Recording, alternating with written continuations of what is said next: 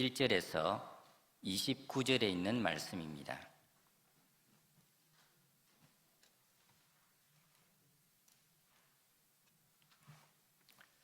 하나님의 말씀입니다. 그 후에 유대인의 명절이 되어 예수께서 예루살렘에 올라가시니라. 예루살렘에 있는 양문 곁에 히브리 말로 베데스다라 하는 못이 있는데 거기 행각 5이 있고 그 안에 많은 병자, 맹인, 다리 저는 자, 혈기 마른 사람들이 누워 물의 움직임을 기다리니 이는 천사가 가끔 못에 내려와 물을 움직이게 하는데 움직인 후에 먼저 들어가는 자는 어떤 병에 걸렸든지 낫게 되밀어라. 거기 38해 된 병자가 있더라.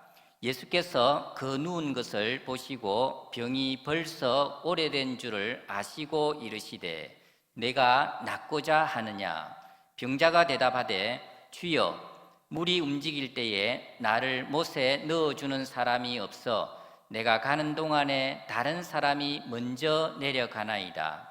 예수께서 이르시되 일어나 내 자리를 들고 걸어가라 하시니 그 사람이 곧 나아서 자리를 들고 걸어가니라.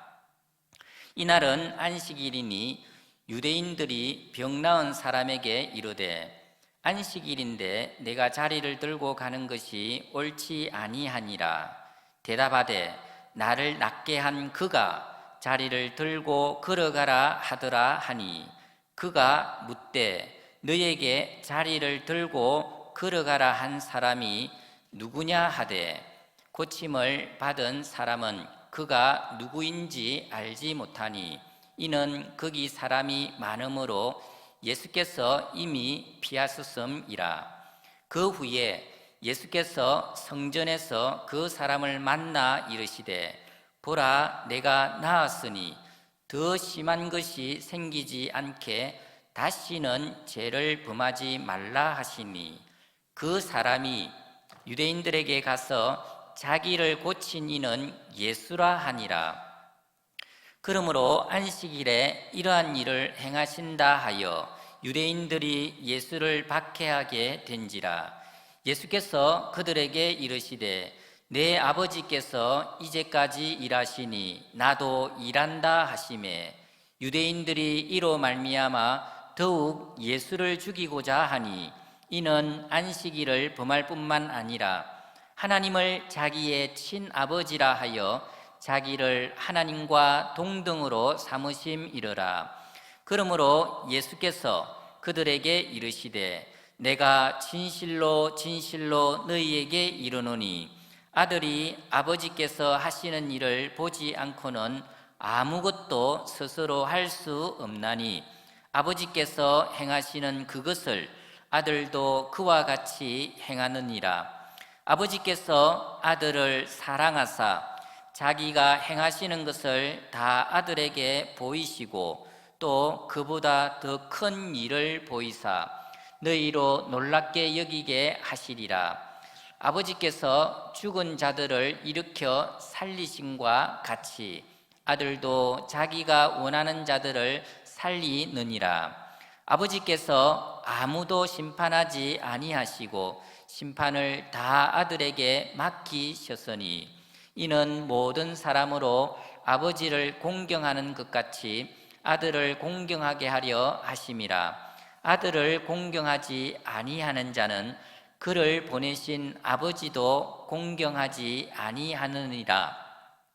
내가 진실로 진실로 너희에게 이르노니 내 말을 듣고 또 나 보내신 이를 믿는 자는 영생을 얻었고 심판에 이르지 아니하나니 사망에서 생명으로 옮겼느니라.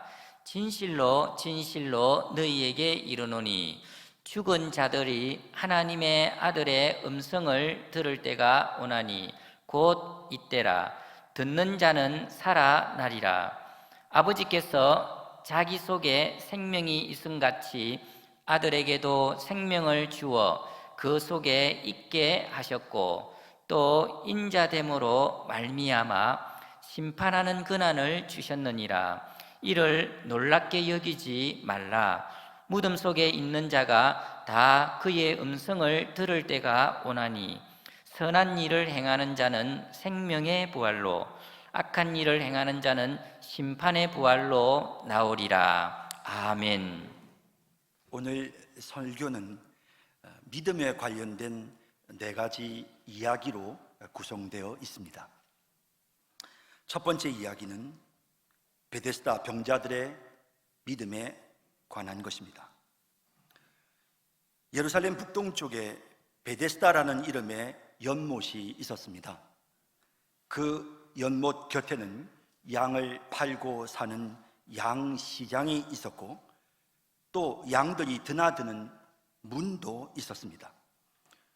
연못은 길이가 약 96m, 넓이가 60m 가량이었고 2개의 연못이 연결된 쌍둥이 연못이었습니다. 5개의 행각으로 둘러싸인 이 연못은 한 번씩 지하에 있는 뜨거운 온천수가 연못 위로 솟구쳐 오르는 간헐천이었습니다.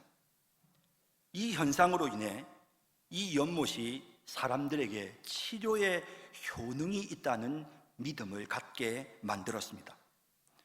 실제 이 온천수는 온천수의 성분과 또 사람들이 가지는 이런 심리적인 기대로 인해서 여러 차례 치료의 효과를 나타내었던 것 같습니다. 그 연못의 이름은 베데스다입니다. 집이라는 뜻의 히브리어 벳이라는 말에 부글부글 끓는다는 헬라어 제시스가 덧붙여졌다고 주장하는 사람들은 베데스다의 의미를 부글부글 거리는 집이다라고 해석합니다. 집이란 뜻의 벳이라는 말에 치유라는 의미의 아시아타라는 말이 덧붙여졌다고 주장하는 사람들은 베데스다의 의미를 치료의 집이라고 해석합니다. 하지만 가장 널리 알려진 해석은 집이란 뜻의 히브리어 벳이라는 말에 자비라는 뜻의 헤세드란 말이 덧붙여져서 베데스다가 되었다는 것입니다. 예, 자비의 집. 사람들은 이런 이유로 그곳을 베데스다라고 불렀습니다. 사실 부글부글 끓어오르는 그 분출하는 온천은 그리 특이한 것은 아닙니다. 세계 곳곳에 그런 간헐천들이 있습니다. 하지만 그곳에서 목욕하고 치료의 효험을 본 사람들이 생기면서 사람들 사이에서 이 간헐천에 대해, 이 베데스다에 대해 이런 미신이 생겼습니다. 한 번씩 천사가 물로 내려와서 물을 부글부글 끓게 만드는데, 물을 흔들어 젓는데 그 순간 연못 속으로 가장 먼저 발을 들여놓는 사람이 고침을 받는다라는 그런 미신이 생기게 된 것입니다. 세월이 지나면서 소문은 부풀어졌겠죠.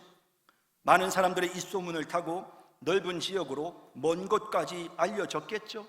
그 결과 오랜 병으로 고통받는 사람들이 한 사람 한 사람 지푸라기라도 붙잡는 심정으로 이 연못으로 찾아와 거기 세워진 행각 5개에 자리를 펴고 물이 동하기를 기다리게 된 것입니다. 그 결과 이 행각 안에는 많은 맹인들, 다리 저는 사람들, 혈기 마른 사람들이 누워서 물의 동함을 기다리게 되었던 것입니다. 한 자리에서 오랜 시간 동안 물의 동함을 기다리다 보니 병자들끼리 서로에 대해 알게 되고 또 어려운 처지를 서로 이해하는 연민도 느끼면서 친해지지 않았겠습니까? 하지만 물이 동하는 그 순간 이들은 모두 무자비하고 비정한 사람으로 돌변할 수밖에 없었습니다. 가장 먼저 내려가는 단 한 명만이 치료를 받을 수가 있으니 다른 사람들을 돌보고 도와주는 것은 불가능한 일이었습니다. 서로 먼저 들어가려고 다투고 또 누군가가 먼저 들어가려고 하면 그렇게 하지 못하도록 붙잡으면서, 그러면서 이곳은 한바탕 아수라장이 되고 말았던 것입니다. 왜 이곳의 이름을 베데스다, 자비의 집이라고 불렀을까요? 도대체 뭐가 자비입니까? 서로 밀치고 싸우면서 오직 나 혼자만 조금이라도 일찍 연못에 들어가려고 하는 그것이 자비입니까? 아니면 천사가 한 번씩 내려와서 연못의 물을 휘저 놓는 것이 자비입니까? 자비, 이 헤세드라는 말은 하나님의 불변하시는 사랑을 가리키는 거룩한 단어입니다. 우리 구약 성경에는 이것을 인자하심이라고 그렇게 번역했습니다. 하나님의 그 인자하심을 나타내는 자비의 집, 우리의 부족에도 불구하고 변치 않으시는 그런 언약적인 사랑이 바로 헤세드인데, 어떻게 물을 휘저은 후에 가장 빨리 움직인 한 사람에게만 치유를 베푸는 이것이 하나님의 헤세드, 불변하는 사랑이라고 할 수 있겠습니까?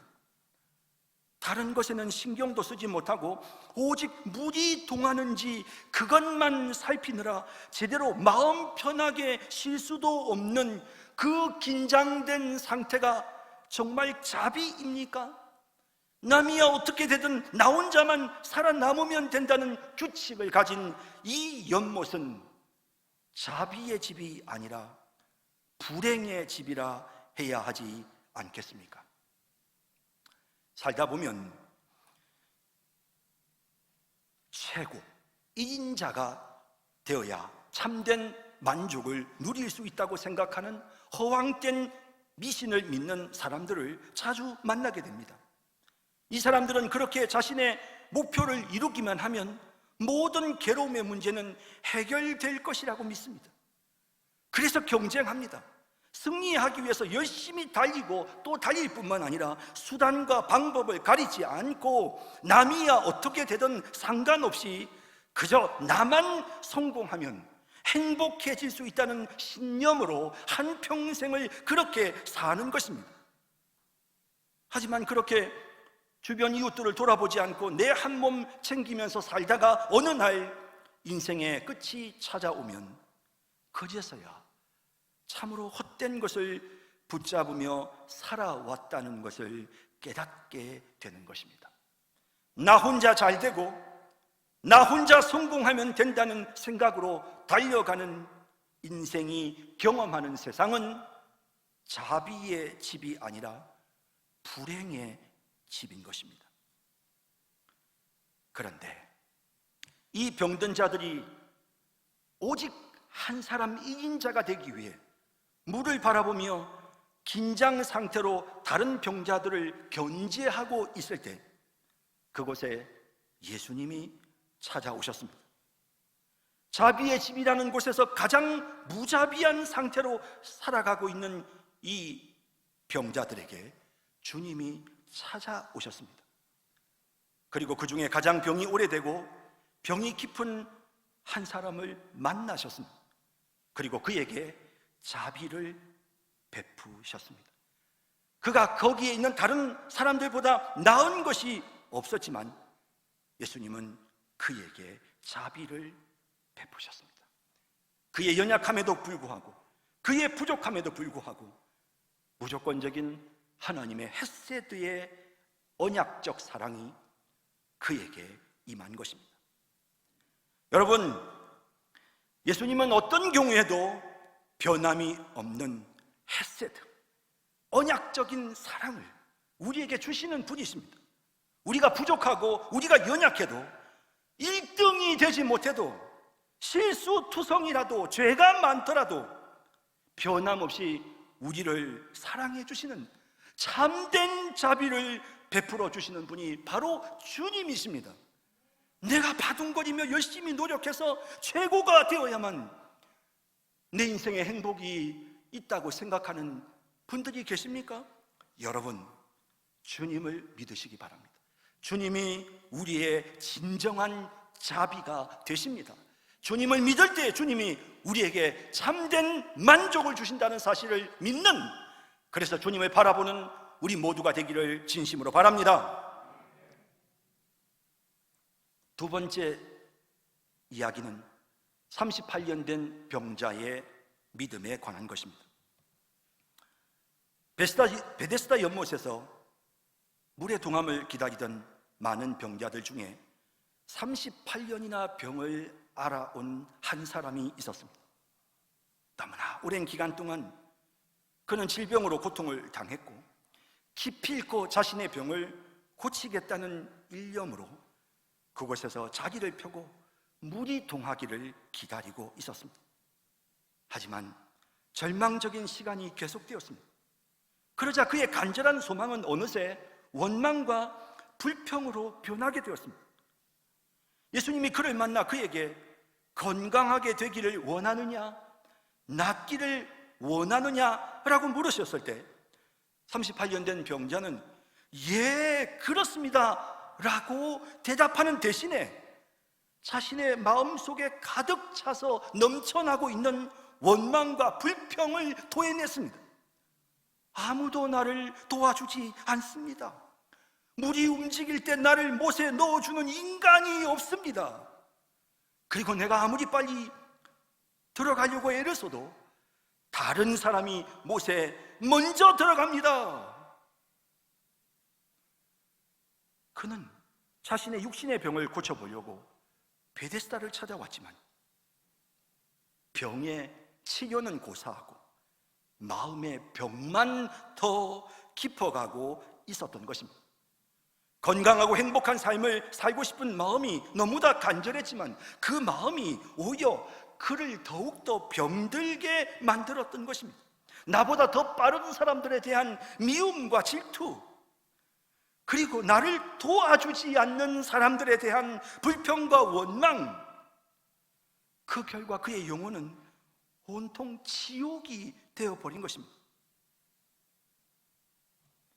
살다 보면 마음의 병을 가진 사람들을 자주 만나게 됩니다. 어떤 분들은 시댁에 대한 원망과 불평을 가슴에 담고 삽니다. 어떤 사람은 부모에 대한 원망과 불평을 가슴에 담고 삽니다. 어떤 사람들은 무자비하고 무정한 형제라며 형제들을 불평합니다. 세상이 너무 불공평하다면서 자신에게는 어떤 기회도 찾아오지 않는다고 항변하는 그런 사람도 있습니다. 이런 사람들은 원망하고 불평하고 부정적인 말들을 내뱉고 그리고 격해지면 폭력적으로 바뀌고 반사회적인 행동도 서슴지 않습니다. 그들이 그렇게 마음이 병들게 된 것은 말입니다. 안타깝게도 사람들을 너무 의지했기 때문입니다. 시부모님들의 사랑을 받기를 원하는 간절한 마음이 있었는데 인정받지 못하고 사랑받지 못할 때 원망과 불평으로 그 마음이 바뀌는 것입니다. 부모에게 정말 사랑받고 인정받는 자녀가 되고 싶었는데 그런 인정이 자기에게 오지 않을 때 순식간에 불평과 원망이, 미움의 감정이 솟구쳐 오르는 것입니다. 결국 누군가의 도움을 바라는 이 당연한 인간의 마음 때문에 누군가를 원망하고 미워하는 그런 마음의 병이 생기게 된 것입니다. 38년 된 병자는 원망과 불평이 너무 심해서 자신이 지금 무엇을 위해 거기에 있는지조차도 잊어버렸습니다. 예수님이 낫고자 하느냐? 예, 낫고 싶습니다 라고 해야 될 그 중요한 시기에도 그는 원망과 불평을 쏟아내고 있습니다. 여러분, 사실 언제 물이 동할는지 누가 알겠습니까? 알지 못하니 도와주고 싶어도 도울 방법이 없었을 것입니다. 그리고 저마다 다 물이 동하면 물에 뛰어들려고 그곳에 자리를 잡고 있는데 누가 자기 대신 다른 사람을 연못에 넣어주겠습니까? 형님 먼저, 아우 먼저 하면서 자신의 성공을 기꺼이 양보해 줄 사람이 이 세상에는 없습니다. 우리가 사는 세상은 너무나도 이기적입니다. 그런데 인간을 의지합니다. 그런데 인간을 바라봅니다. 사람들이 나에게 도움을 줄 것이라고, 내게 행복을 줄 것이라고 생각하는 그 허황된 믿음으로 인하여 마음의 병이 점점 깊어지게 되는 것입니다. 바로 그때 이런 마음이 병든 자에게 예수님이 나타나셨습니다. 이 사람은 예수님이 누군지도 몰랐습니다. 도움을 요청할 생각도 하지 못했습니다. 바디메오처럼 나를 불쌍히 여겨달라고 외쳤던 것도 아니고, 주님이 나를 고치실 수 있는 능력이 있음을 제가 믿나이다라고 믿음의 고백을 한 것도 아니며, 더군다나 예수님이 누구신지도 몰랐습니다. 그럼에도 불구하고 예수님은 친히 그에게 가셨고, 그에게 환난 날에 피할 바위가 되어 주셨습니다. 믿고 의지할 산성이 되어 주셨습니다. 예수님의 말씀대로 그 자리를 들고 일어섰고, 그는 깨끗하게 치유되었습니다. 여러분, 우리가 진정으로 믿고 의지할 분은 주님밖에는 없습니다. 사람을 의지하면 상처가 더 깊어지고 병이 점점 더 골마가는 것을 여러분 왜 모르십니까? 왜 그런데도 사람을 의지하십니까? 사람은 우리가 의지할 대상이 절대로 아닙니다. 사람은 그저 우리가 돕고 사랑해 줄 대상에 불과합니다. 살면서 수없이 느끼는 것은 사람들에게 아무것도 기대하지 말자는 것입니다. 우리가 기대할 분은 오직 주님밖에는 없습니다. 우리가 주님을 믿고 의지할 때 주님이 우리의 도움이 되십니다. 주님만 바라보고 주님만 의지하는 그런 우리 모두가 되기를 진심으로 바랍니다. 세 번째 이야기는 자기 의를 추구하는 유대인들의 믿음입니다. 38년 된 병자는 예수님의 말씀을 따라 누운 자리에서 일어나 그동안 자기가 누워 있었던 침구를 들고 베데스다를 떠났습니다. 기적이 일어났습니다. 자신의 모든 질병이 한순간에 치료되었습니다. 예수님을 만나고 나서 그는 지난 38년 자신을 얽어매었던 무거운 짐을 벗어버렸습니다. 육체의 질병은 물론이고 그를 괴롭혀왔던 원망과 불평의 마음의 짐도 다 벗어버렸습니다. 그는 기쁨으로 베데스다를 떠났습니다. 예수님이 자기를 들고 가라 하셨던 것은 더 이상 그 침구가 필요하지 않다는 뜻입니다. 그 누워있던 자리 이제 치워버리고 갖다 버리라고 말씀하시는 것입니다. 다시는 이곳에 돌아와서 그 자리에 누울 일은 없을 것임을 분명히 하시는 주님의 약속의 말씀이었습니다. 그래서 그는 베데스다의 행각에 누워있던 자신의 자리를 치워버리기 위해서 그것을 들고 이제 베데스다를 떠나고 있었습니다. 그런데 이 38년 된 병자가 자신이 누워있던 자리를 갖다 버리기 위해 가고 있을 때 유대인들이 이 병자를 보고는 흥분합니다. 38년이나 병으로 고통당하던 이가 이제 병으로부터 노임을 받아서 너무나도 놀랍고 기뻐서 흥분한 것이 아니라 마침 그날이 안식일이었는데 안식일 날 물건을 옮기는 죄를 지었다고 지금 유대인들이 흥분합니다. 유대인들의 눈에는 병든 자가 그 병으로부터 놓여 기뻐하는 모습은 보이지 않습니다. 그저 그들의 눈에 보이는 것은 율법을 지키지 않는 죄인만이 보였습니다. 이렇게 된 것은 그들이 지금 자기 의에 사로잡혀 있는 것입니다. 자기가 율법을 대단히 잘 지키고 있다고 하는 이런 교만하고 우쭐한 생각, 그것이 이와 같은 결과를 만들어내고 말았습니다. 여러분, 유대인들은 사람에게 자비와 긍휼과 사랑을 베풀으려고 하시는 그 율법의 정신은 다 버리고 할례를 행하고 음식을 구별하고 그리고 안식일을 지키는 것과 같은 그런 아주 소소한 그러한 사소한 계명에 집착했습니다. 그리고 자신들이 그것을 지금 행하고 있다는 그것으로 그들은 지금 만족했고, 그것으로 인하여 그들은 자부심이 있었고, 그들은 지금 교만에 빠져 있었던 것입니다. 하루살이는 걸러내고 약대는 삼킨다는 주님의 말씀처럼 이들은 율법의 큰 정신인 사랑의 정신은 다 잊어버리고 아주 그냥 조그마한 사소한 이와 같은 것들을 가지고 계속해서 트집을 잡는 이런 연약한 상태에 놓여 있습니다. 왜 이렇게 됐을까요? 교만에 빠져서 그렇습니다. 자기가 지금 의롭다고 생각해서, 자기가 지금 율법을 잘 지키고 나는 안식일을 철저히 지키고 있으며 나는 율법의 규례대로 지금 바르게 살고 있다고 하는 이런 자화자찬의 교만한 생각이 결국에는 율법이 정말 우리에게 말씀하시려고 하는 진정한 사랑을 다 잃어버리는 그런 결과에 이르게 되었고, 이런 사람들일수록 비판하고 이런 사람들일수록 정죄하는 것입니다. 그래서 감히 이 어리석은 유대인들이 예수님을 심판합니다. 예수님을 판단합니다. 천지를 창조하시고 만물을 주장하시는 하나님을 이 어리석고 무식한 인간들이 비판하고 지금 판단하고 있습니다.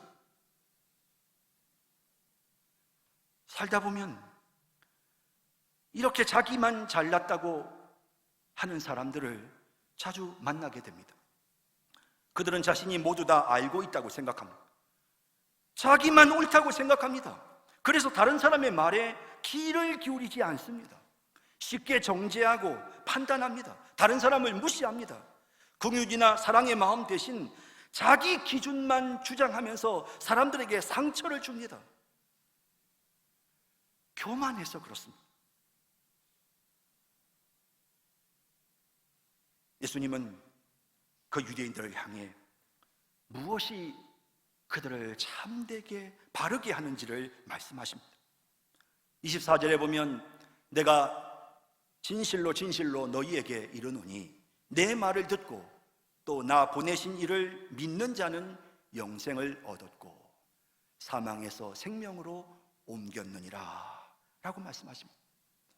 내 말을 듣고 내 말을 듣고 자기 의에 사로잡혀서 자기가 다 잘하고 있다고 생각하는 사람은 절대로 다른 사람의 말을 듣지 않습니다. 들으려고 하지 않습니다. 배우려고 하지 않습니다. 독서를 하면서 늘 느끼는 것은 참 내가 부족하다는 것입니다.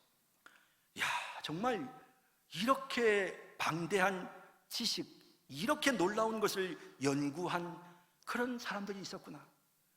그 사람들의 그 저작을 보면서 나도 모르게 고개가 숙여지고 참 내가 아무것도 모르구나, 내가 편협하구나 라는 생각을 하게 됩니다. 비단 남의 글을 읽는 것뿐만 아니라 다른 사람들의 이야기를 귀 기울여 들으면 내가 참 편협하고 옹졸한 사람이구나 하는 것을 깨닫습니다. 그런데 자기 의에 사로잡히면 아무것도 들으려고 하지 않습니다. 주님은 그래서 내 말을 듣고 라고 말씀하십니다.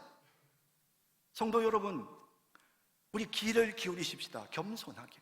내 의, 내가 뭘 좀 한다고 그것을 대단한 것처럼 생각하고 내가 뭐 대단히 똑똑한 것처럼 생각하지 말고 겸손히 귀를 기울입시다. 주님이 무엇을 원하시는지, 주님의 뜻이 무엇인지 귀를 기울일 수 있는 자기의 의와 자기의 똑똑함을 믿는 것이 아니라 겸손하게 주님 앞에 귀를 기울이는 그런 믿음의 삶을 살아가는 우리 모두가 되기를 진심으로 바랍니다. 네 번째 이야기는 참된 안식에 이르는 믿음에 관한 것입니다. 유대인들은 하나님이 6일 동안 천지를 창조하시고 일곱째 날 쉬셨으니 하나님의 백성들도 당연히 안식일에 쉬어야 한다고 생각했습니다. 유대인들의 철저한 안식일을 지키는 모습은 지금 현재까지도 계속 이어지고 있습니다. 이스라엘에 가면 안식일에는 차량을 운전하지 않습니다. 심지어는 안식일에는 불이 켜져 있으면 끄지도 않습니다. 불이 꺼져 있으면 켜지도 않습니다. 얼마나 철저하게 이 사람들이 안식일을 지키는지 모릅니다. 무조건 안식일을 지켜야 된다, 이런 생각을 가지고 있는 유대인들이 볼 때에 안식일에 38년 된 병자에게 물건을 옮기도록 시킨 예수님은 무언가 잘못된 것입니다. 여러분, 안식일을 지키는 것은 천지를 창조하신 후에 하나님이 친히 행하신 일이었습니다. 천지 창조를 마치신 후에 하나님은 이제 다 이루었다 하시면서 안식하셨습니다. 더 이상은 할 일이 없다, 모든 것이 완성되었다. 그래서 6일 동안 천지를 창조하신 후에 일곱째 날을 구별하여 거룩하게 하시고 친히 안식의 본을 보여주셨습니다. 그러면서 그 백성들에게 안식을 지키라고 명령하셨습니다. 우리가 인간이 안식을 지키는 것은 하나님이 모든 것을 다 이루셨습니다. 정말 우리는 아무것도 할 일이 없습니다. 하나님이 다 해주셨습니다. 모든 것이 다 전적인 하나님의 은혜입니다 라는 사실을 인정하고 감사하고 하나님이 그 이루신 그 안식을 누린다는 의미가 있습니다. 안식일에 자신의 생업을 중단함으로써 나의 먹고 사는 것은 다 하나님의 손에 있다는 것을 고백하고 맹목적으로 쉼없이 일하지 않고 규칙적인 안식을 통해 하나님을 생각하면서 절제하는 법을 배우고 또 안식일을 지킴으로써 좀 더 예배에 집중할 수 있게 되고 성경을 읽고 배우는 기회도 가질 수가 있는 것입니다. 정기적인 안식을 통해서 새롭게 일할 수 있는 힘을 공급받게 된 것입니다. 유대인들은 이렇게 수천 년 동안 안식일을 지킴으로써 가장 지혜롭고 건강한 민족이 되었습니다. 그런데 예수님이 안식일을 지키지 않으시니 그것이 그들에게 불편할 수밖에 없었던 것입니다. 여러분, 그렇게 안식하면 진정한 안식을 누릴 수가 있습니까? 안식일날 아무 일도 하지 않고 꼼짝거리지도 않고 가만히 있으면 그러면 참된 안식이 찾아옵니까? 쉬는 것이 정말 쉬는 것이 됩니까, 여러분? 인간이 타락하고 범죄해서 에덴 동산에서부터 쫓겨남으로 인해 인간은 참된 안식을 누릴 수 없게 되었습니다. 다 하나님이 이루셨지만 인간이 범죄하고 망쳐버렸습니다. 그래서 하나님은 다시 일하기 시작하셨습니다. 인간을 구원하시기 위해 선지자들을 보내셨고 인간을 구원하기 위해 하나님의 말씀을 계시하셨고 인간들을 구원하여 참된 안식을 누리도록 하기 위해 이 땅에 독생자 예수님을 보내셨습니다. 그 예수님도 우리에게 참된 안식을 주시기 위해 일하셨습니다. 천지를 창조하신 후에 안식하셨던 것처럼 안식을 주셨던 것처럼 예수님은 인간의 죄의 문제를 다 해결하시고 그리고 새 하늘과 새 땅을 창조하신 후에 우리에게 참된 안식을 주시기 위해 일하고 계시는 것입니다. 여러분, 정말 이 본문에서 중요한 것은 예수님께서 참된 안식을 주시는 분이라는 사실을 알라는 것입니다. 히브리서를 읽어보면 참된 안식에 대한 내용이 많이 강조가 되어 있습니다. 정말 진정한 안식, 정말 진정한 행복, 진정한 만족은 어떻게 오는가? 그것은 바로 하나님만이 하실 수 있습니다. 천지를 창조하신 하나님께서 안식을 주셨던 것처럼 하나님이 이 땅에 오셔서 우리에게 새로운 안식을 주십니다. 그래서 예수님은 자신이 하나님이시라는 사실을 강조합니다. 안식을 주시는 하나님이시라는 사실을 계속 강조합니다. 아버지가 일하시니 나도 일하느니라. 내가 아버지가 하는 것을 보았고 내가 본대로 지금 행하고 있느니라. 예수님은 자기를 하나님과 동등된 분으로 묘사하고 있습니다. 사람에게서부터 난 아들이 사람입니다. 그렇지 않습니까? 하나님께로부터 난 아들이 하나님입니다. 물론 우리도 하나님의 자녀지만 우리는 양자가 되었습니다. 하나님의 자녀로 인정을 받은 양자가 된 것이지, 우리가 하나님께로부터 나와서 하나님의 속성을 갖고 있는 것은 아닙니다. 하지만 예수님은 하나님께로부터 나오신 성자 하나님이십니다. 그래서 우리에게 참된 안식을 주실 수 있습니다. 구약시대에 에덴 동산에서 주셨던 그 안식을 성자 예수님이 우리에게 주실 수 있는 것입니다.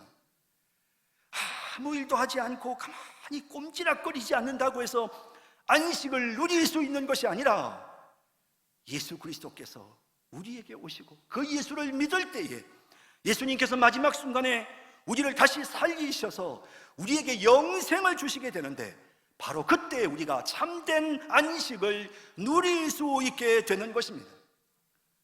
유대인들은 자신들이 하는 행위에서 안식이 찾아온다고 생각했습니다. 하지만 아닙니다, 여러분.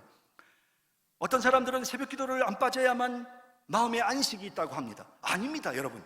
어떤 사람은 성경을 하루도 안 빠지고 읽어야만 마음에 안식이 있다고 합니다. 아닙니다, 여러분.